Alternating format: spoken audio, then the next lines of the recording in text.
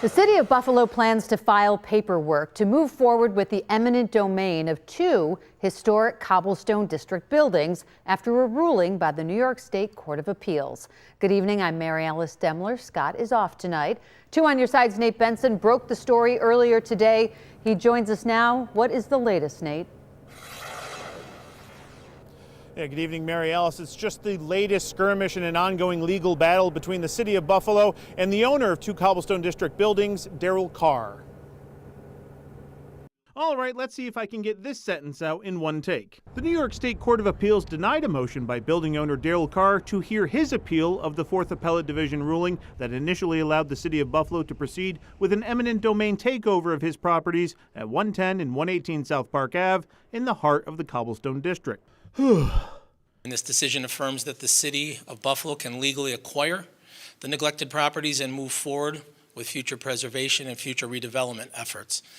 This is a very important decision for us. Acting Mayor Chris Scanlon says that in the coming days and weeks, the Office of Strategic Planning will be reassessing the properties in order to make an offer to Carr, and that the office will be announcing a request for proposals from developers. It is our shared priority that this property does not remain vacant and continue to deteriorate, but instead is returned to a productive use for the surrounding cobblestone community. Building owner Darryl Carr isn't calling it quits, though. There's several other options, but we're really looking at it to go up to put this in front of the Supreme Court. Fillmore District Council member Mitch Nowakowski has not shied away from criticizing Carr over the years and has been the leading voice on the council, pushing for the city to take over the properties. I believe that he was able to allow and manipulate courts for 15 years for this building to then fall into disrepair on everybody else's back and their neighbors. And now we're moving full steam ahead. Nowakowski is still skeptical how the destructive fire at the two properties began last June. The investigation could not determine a cause for the blaze. I'm going to also convene a meeting with neighborhood stakeholders in the Cobblestone Historic District to keep an eye on the property so nothing mysterious happens after this court ruling. If they want to sit there and allude that I did anything to make this happen, well, I can throw that right back at them, because and I want to know who Mitch is talking to on the other side of this so-called development. After that fire, the city spent just shy of $400,000 to stabilize the building. Carr says that he has wanted to meet with Mayor Scanlon and Councilmember Nowakowski to try and resolve these issues.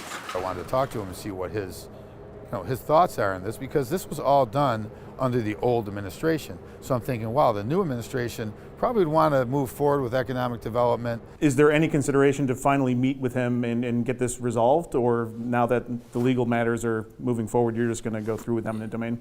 As far as any efforts to set up meetings here, I'm not aware of that, but Mr. Carr's owned the property for a number of years and has had every opportunity to invest in that property and make sure that it didn't fall apart. The mayor and I do not engage in that type of politics. You adhere to the rule of law. You adhere to what our inspectors do. You adhere to what the housing court judge does. And to then have some farce of a fake building skyscraper to be built in the Cobblestone Historic District is one word: stupidity.